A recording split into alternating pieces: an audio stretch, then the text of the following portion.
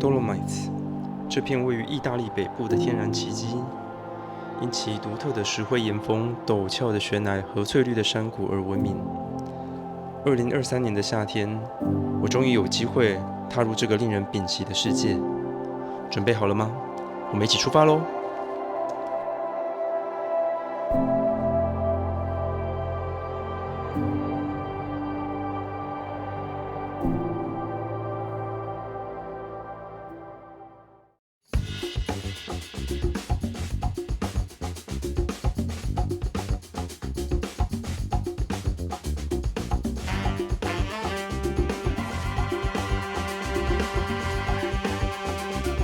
好，出来啦！为你好。之前来意大利的时候，就有觉得意大利的高速公路非常的像台湾。这一次来还是觉得非常像台湾。在意大利的高速公路上面开车是需要抽票卡的哦。那收费的方式大概有几种？那第一种就是有点类似像我们的 ETC， 或者是你也可以用信用卡，那或者是也可以用现金走人工收费。今天本来要入住的饭店在 Trecocchi 那边，被取消了，对， 4个晚上。他通知我们的时候是正在飞机上的时候，所以呢，只好赶快订了一间饭店。晚上还要再想办法订后面3天。好，然后路看风景了，不看风景，看看哒哒。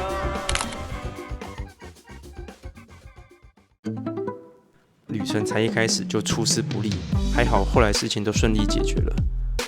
那我们第一个行程呢是要去这个 Serapis Lake。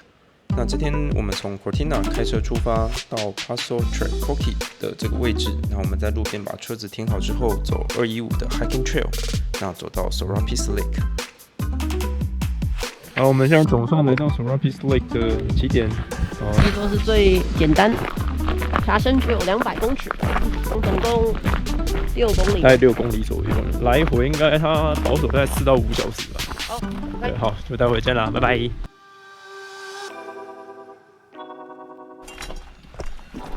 我有点害怕。今天的旅程会从平坦的小路开始，随着坡度的爬升，沿途的景色也开始有了一些变化。经过白云岩形成的碎石坡，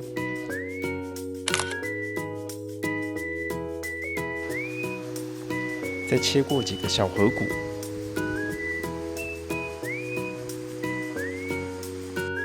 喜欢洒落在森林里的阳光。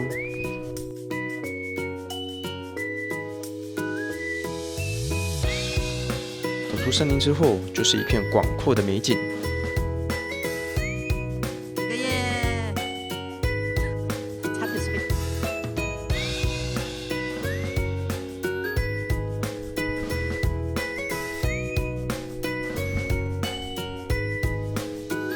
到了比较后半段的时候，就会开始出现一些比较不好走的路，那有树根，甚至是一些比较陡的坡。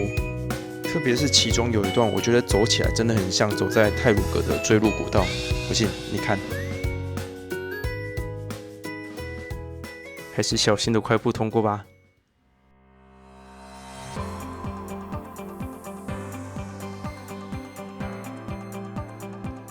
经过了6公里路程的洗礼，我们总算来到了这个地方最美丽的宝石 Serapis Lake。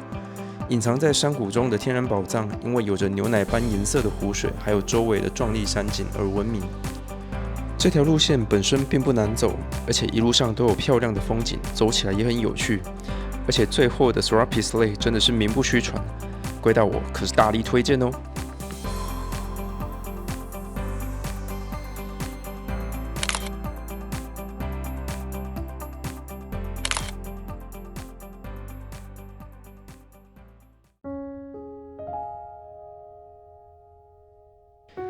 在我们住的 Cortina 小镇这边呢，除了我们今天去拜访的 Serapis Lake 之外，如果你再往北边走一点点，就会一样看到这个地方最有名的一个湖泊 Lake Misurina。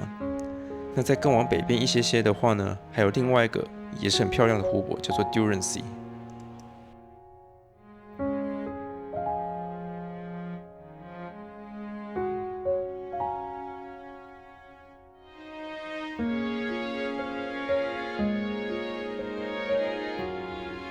Torrance 这边，你只要在路边把车子停好，然后穿过旁边的小树丛，就可以来到湖边泥滩上，然后你就可以看到眼前漂亮的景色。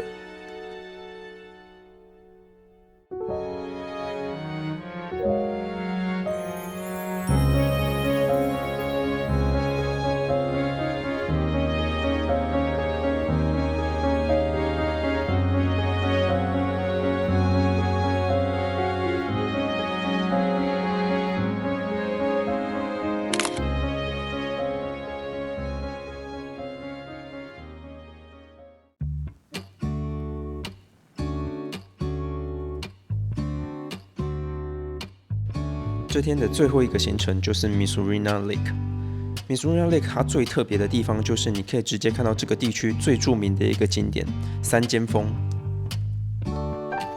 在这边除了能在湖边散步之外，我觉得找个长椅坐下来，好好欣赏眼前的风景，也是个很不错的选择哦。